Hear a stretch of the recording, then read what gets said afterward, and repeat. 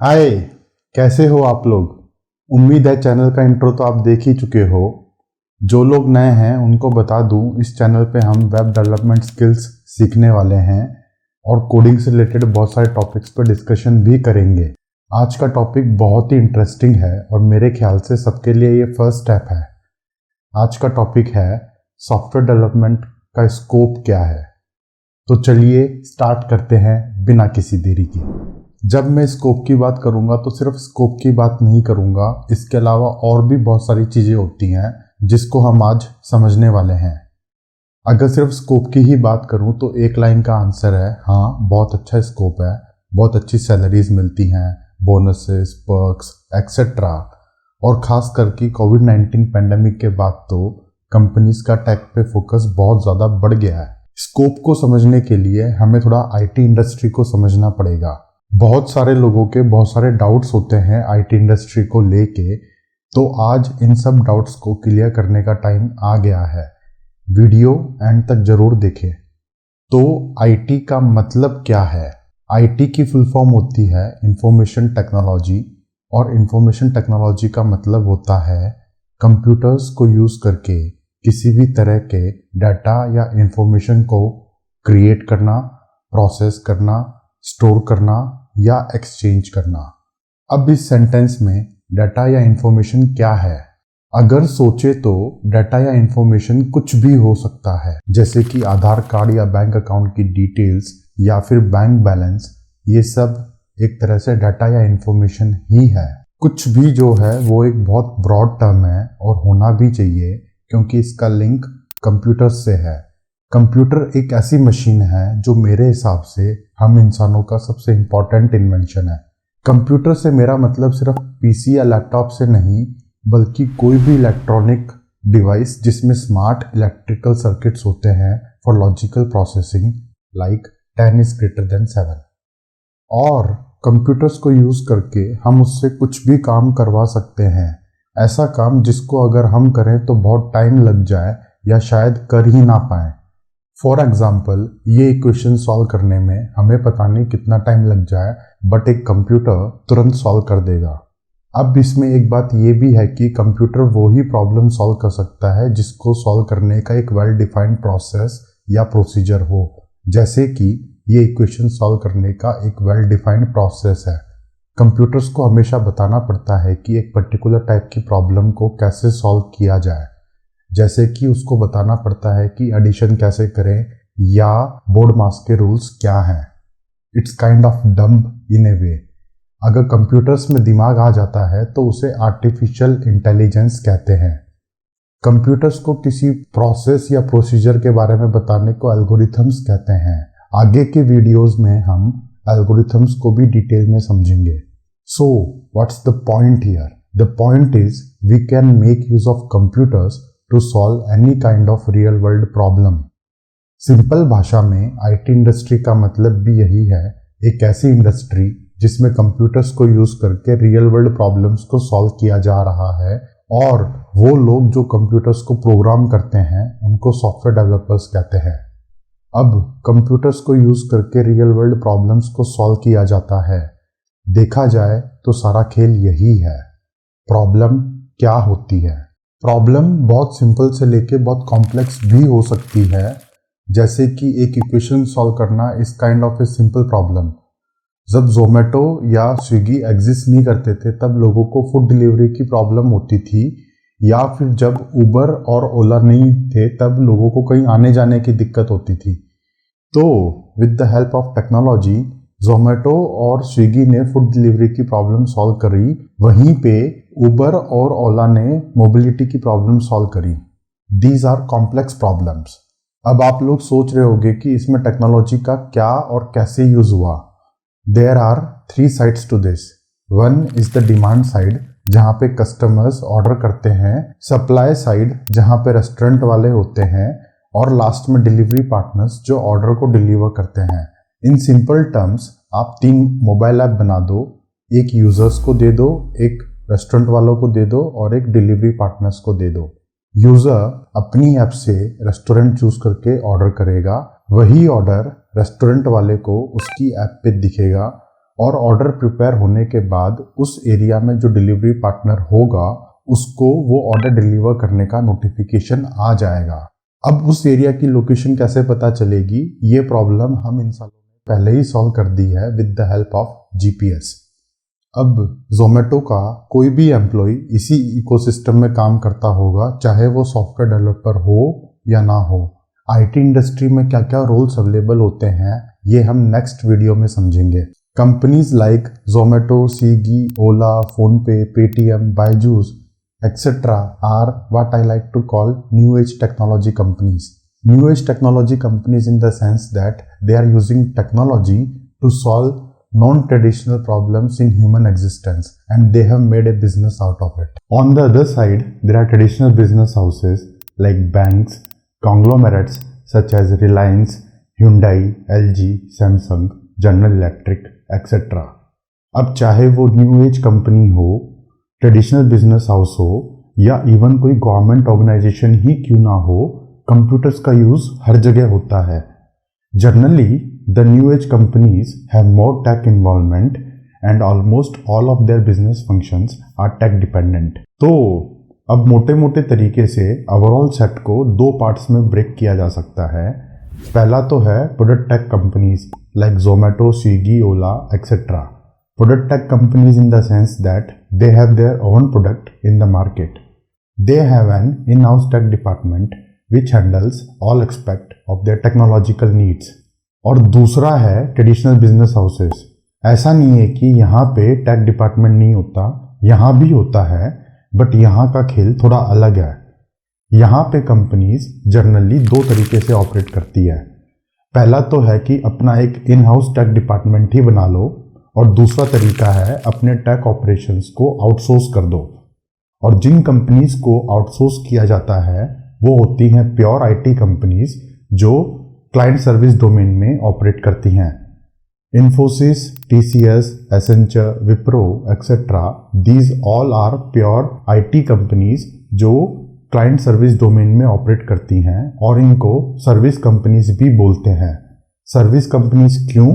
क्योंकि इनका जनरली खुद का प्रोडक्ट नहीं होता मार्केट में और ये क्लाइंट कंपनीज के प्रोडक्ट को डेवलप, टेस्ट और मेंटेन करती हैं। अभी फिलहाल में इंडिया में जो आईटी इंडस्ट्री है उसका major portion is controlled by this companies and most of this companies provide their services to European and American clients. As an example, big large US companies like JP Morgan, Citibank और Walmart are clients of TCS. इन्हीं companies से ही सबसे ज़्यादा employees को client locations पे overseas travel करने का मौका मिलता है। According to multiple reports, Indian IT companies are among the top H1B visa applicants. तो देखा जाए तो आईटी कंपनीज की तीन कैटेगरीज हो गई। पहला तो है new age product tech companies with major focus on tech side. Second, traditional business houses with in house tech department. और थर्ड है आईटी कंपनीज जो क्लाइंट ऑर्गेनाइजेशंस को आईटी सर्विसेज प्रोवाइड करती हैं। पूरी दुनिया की कंपनीज की total IT spending is close to 1.3 trillion US dollars which is approximately 40% of India's GDP. अब आप लोग सोच रहे होंगे कि इन सब चीज़ों का मेरे से क्या मतलब, मेरे किस काम की? तो एक्चुअल में मतलब है। कैसे, अभी देखते हैं। अगर पॉइंट वाइज देखें तो दो तरीके से मतलब है। फर्स्ट पॉइंट तो ये कि it helps you to choose the correct path early on in your career. मेरे हिसाब से चाहे कोई भी हो उसको अपने करियर से या लाइफ से कुछ उम्मीदें होती हैं। सब लोग ये सोचते होंगे कि मेरा करियर ऐसा होना चाहिए या I want to reach this stage in 1 year, 2 year और 5 ईयर्स, या फिर मुझे ज़्यादा हेक्टिक काम नहीं करना, चिल करना है, या फिर मुझे एक्सपोनेंशियल ग्रोथ हासिल करनी है एक्सेट्रा एक्सेट्रा। जब मैंने स्टार्ट किया था तो ये सब बताने वाला कोई नहीं था। अगर होता तो मुझे बहुत अच्छा फील होता कि बिना मेहनत करे सब कुछ पता चल रहा है। सेकंड पॉइंट ये कि जैसे कंपनी होती है वैसे ही सैलरी होती है, ग्रोथ अपॉर्चुनिटीज होती हैं और वर्कलोड भी होता है। इस पे थोड़ा डिटेल में बात करते हैं। दो साइड बना लेते हैं। लेफ्ट में मैं रख रहा हूँ प्रोडक्ट कंपनीज को और राइट में मैं रख रहा हूँ सर्विस कंपनीज को, और एक एक करके अलग अलग पॉइंट्स लिस्ट करते हैं दोनों के। फर्स्ट, प्रोडक्ट कंपनीज में आपको कटिंग एज टेक्नोलॉजी पे काम करने को मिलता है और जनरली वर्क काफ़ी इंटरेस्टिंग और चैलेंजिंग होता है compare to service companies. Service companies generally stable, tried and tested technology पे काम करती हैं। Product companies are more open to experimentation. Second, product companies में वर्क प्रेशर ज़्यादा होता है कंपेयर टू सर्विस कंपनीज। आपको फास्ट रिलीजेस करने होते हैं, टाइट डेडलाइंस होती हैं, तो समटाइम्स लेट इवनिंग में या वीकेंड्स पे भी काम करना पड़ सकता है। सर्विस कंपनी में लाइफ जनरली चिल है, fix work schedule etcetera etcetera. Third, product companies में आपकी ग्रोथ काफ़ी फास्ट हो सकती है। Growth in the sense salary increments, promotions etcetera. Growth आपकी परफॉर्मेंस पे डिपेंड करती है and there is no upper ceiling, it can follow an exponential curve. Service companies में growth generally linear curve follow करती है। फोर्थ, प्रोडक्ट कंपनीज जनरली काफ़ी अच्छी salaries offer करती हैं compare to service companies. Fifth, product companies का interview process hard होता है और सिलेक्शन क्राइटेरिया भी काफ़ी स्ट्रिक्ट होता है compare to service companies. Sixth, service companies में इट्स पॉसिबल कि आप बेंच पे बैठे हो। बेंच पे बैठने का मतलब है कि आपके पास कोई प्रोजेक्ट ही नहीं है करने को। आप ऑफिस जा रहे हो, सैलरी आ रही है बराबर, बट फिर भी कोई प्रोजेक्ट असाइन नहीं हुआ है। अब क्योंकि सर्विस कंपनीज क्लाइंट के नीड्स के अकॉर्डिंग काम करती है, तो ऐसा होगा कि अचानक से प्रोजेक्ट आ जाएगा और कभी एकदम खाली है। और इसके अलावा दो और पॉइंट्स हैं जो पर्सनल बायस है। प्रोडक्ट कंपनीज में आपकी पर्सनल लर्निंग भी ज़्यादा होती है, वहाँ पे आपको फ्रीडम ज़्यादा मिलती है, तो you can choose from a wide spectrum of technology. अब किसी प्रोजेक्ट में MySQL यूज़ हो रहा है, कहीं पे Hadoop यूज़ हो रहा है और कहीं पे Elasticsearch यूज़ हो रहा है। आप नई नई चीज़ों पे काम करते हो तो चांसेस आर वेरी हाई कि आपकी पर्सनल लर्निंग भी ज़्यादा हो। बट मेनली पर्सनल लर्निंग अपने आप पे भी बहुत डिपेंड करती है और जितनी ज़्यादा छोटी कंपनी होती है उतनी ही ज़्यादा पर्सनल लर्निंग भी होती है। फॉर एग्जांपल, स्टार्टअप्स में आपके रोल का स्कोप काफ़ी बढ़ जाता है।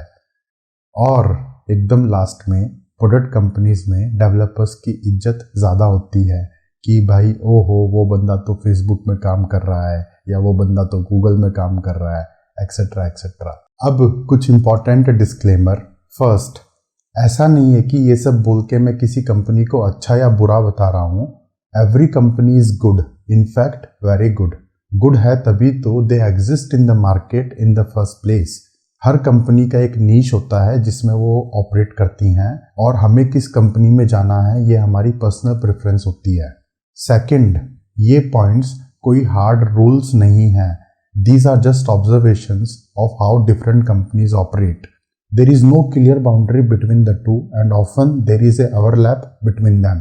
Any candidate must think about these points before making a career choice.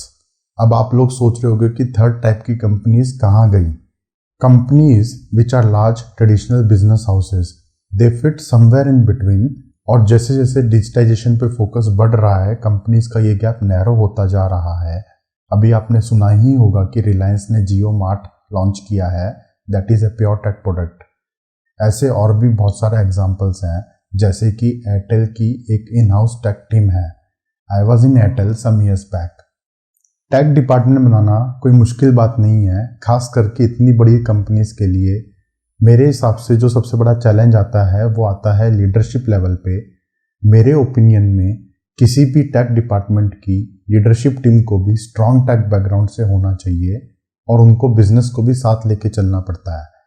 अगर ऐसा हुआ कि बिजनेस पे फोकस ज़्यादा है तो टेक पे फोकस कम हो जाता है, फिर कंपनी में टेक की ओवरऑल वैल्यू भी कम हो जाती है। और अगर ऐसा है कि टेक पे ज़्यादा फोकस है तो बिजनेस पे फोकस कम हो जाता है, और अगर बिजनेस पे फोकस कम हो गया तो दिक्कत वाली बात है, क्योंकि टेक टीम के सैलरी के पैसे तो वहीं से आएंगे। जब इन दोनों में बैलेंस बिगड़ जाता है तो चीज़ें बिगड़ने लगती हैं, और किसी भी कंपनी के लिए ये बहुत इंपॉर्टेंट है कि दोनों में बैलेंस बना के चले। और ऐसी लीडरशिप टीम को इस्टेब्लिश करना ही सबसे बड़ा चैलेंज है। बट मेरे ख्याल से अब कोविड-19 पेंडेमिक के बाद सबने टेक की इम्पोर्टेंस को समझ लिया है। In the end it all comes down to the company culture. जो न्यू एज टेक कंपनीज हैं वहाँ पे फर्स्ट डे से ही टेक कल्चर बिल्ड किया जाता है, और उनके फाउंडर्स भी या तो टेक बैकग्राउंड से होते हैं या टेक को बहुत इंपॉर्टेंस देते हैं। ऐसी बहुत सारी ऐप्स और वेबसाइट्स हैं जहां पे हम कंपनी कल्चर, सैलरी या इंटरव्यू प्रोसेस के बारे में डिस्कस कर सकते हैं और इन्फॉर्मेशन ले सकते हैं। ये सब डिटेल्स बाकी किसी और वीडियो में। अगर तुम चाहते हो कि वो एक नया वीडियो बनाऊं तो इस वीडियो को लाइक कर दो, 1000 लाइक्स का टारगेट है। और दबा के शेयर करो अपने फ्रेंड्स के साथ, कलीग्स के साथ, कोई दिक्कत नहीं है। अगर तुम चाहते हो कि जैसे ही नया वीडियो लॉन्च हो तुम्हें पता चल जाए तो सब्सक्राइब कर लो और बेल आइकन को भी प्रेस कर दो। तो मिलते हैं अगले वीडियो में, तब तक के लिए keep learning and enjoy life. Bye.